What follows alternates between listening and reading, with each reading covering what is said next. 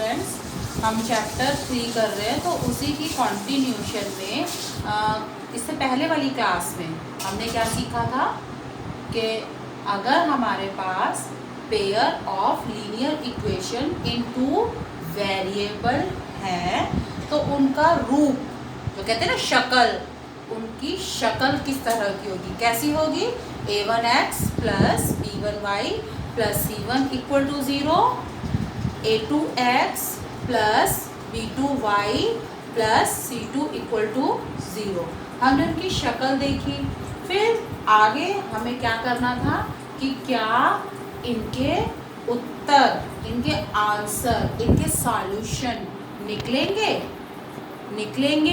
तो कैसे निकलेंगे, तो उसके आधार पर हमने एक टेबल तैयार की थी।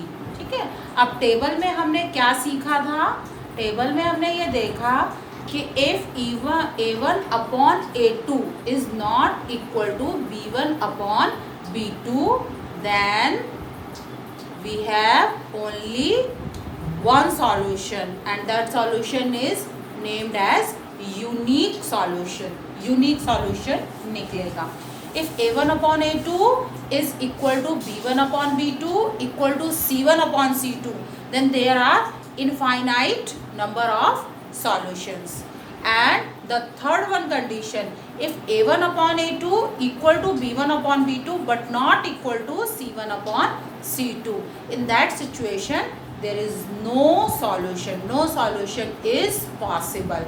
यानी हम जो उत्तर है, जो सॉल्व कर सकते हैं, वो केवल और केवल किनको कर सकते हैं, पहली दो सिचुएशंस में ही सॉल्व कर सकते हैं। जो तीसरी हमारे पास कंडीशन आ जाती है उन सवालों में हम सॉल्व नहीं कर सकते। हम ये कहेंगे कि इन्हें सॉल्व करना पॉसिबल ही नहीं है, भाई कहाँ से करें। ठीक है, तो ये हमें पता होना चाहिए कि कब हमारा सॉल्यूशन पॉसिबल है और कब हमारा सॉल्यूशन पॉसिबल नहीं है। एक चीज़ तो हमारी ये हो गई। ठीक है, अब इनको सॉल्व, अब हम इंटरेस्टेड किस में हैं बेटा, इसे ध्यान से सुनो।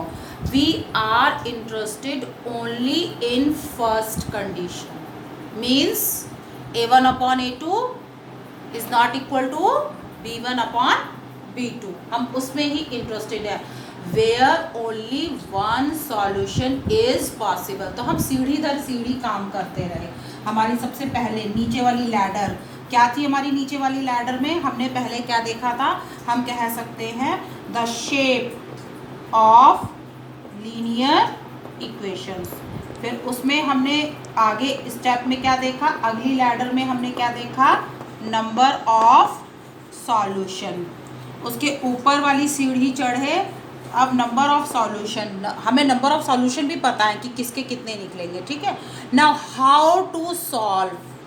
तीसरी सीढ़ी में क्या आ गया कि अब हमारे पास समस्या क्या खड़ी हुई, हमने ये तो कह दिया, ये हम तय कर चुके कि इसके एक सॉल्यूशन निकलेगा, इसमें बहुत सारे निकलेंगे, इसमें कोई नहीं निकलेगा, लेकिन उन्हें निकालने का तरीका क्या है, जो सॉल्यूशन निकालें तो कैसे निकालें। तो उसके लिए we have 4 method. One is graph method, the next one is substitution method, elimination method, last one is cross multiply method। There are 4 methods to solve the pair of linear equations in two variables। एक एक करके हम सबको discuss करेंगे, आज ही नहीं करेंगे, हम बीच बीच में सेशंस के बीच बीच में हम करते रहेंगे, क्योंकि ये अपने आप में एक बहुत बड़ा, मेरे ख्याल से अपने आप में एक बड़ा टॉपिक है। तो देखो, सबसे पहली बात मैंने क्या कहा था कि जब हमारे पास इस तरह से 2 लाइनों में सवाल हों तो हम तुरंत क्या याद रखें कि हमारे पास ये क्वेश्चन कौन से चैप्टर का है, चैप्टर 3 का है।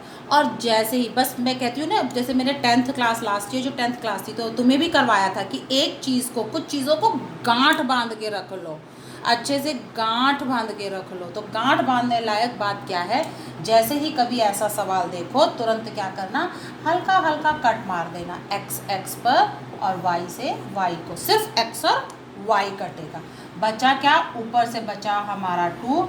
अब नीचे कहोगे नीचे तो मैडम कुछ भी नहीं है, नहीं 1 है। फिर यहाँ से बचा हमारा +3 और यहाँ से बचा हमारा +4, यहाँ से बचा हमारा 8, यहाँ से बचा हमारा 9। क्या इनमें कोई इक्वालिटी है? हम देख रहे हैं ये तो इक्वल ही नहीं है। आगे को तो छोड़ ही दो, आगे का किस्सा तो भूल ही जाओ, यहीं पर इक्वल नहीं है। अब जब इक्वल नहीं है ये वैरायटी, ये काम हमेशा करना। 3rd चैप्टर का जब भी कोई क्वेश्चन आए ये क्वेश्चन हमेशा करना है।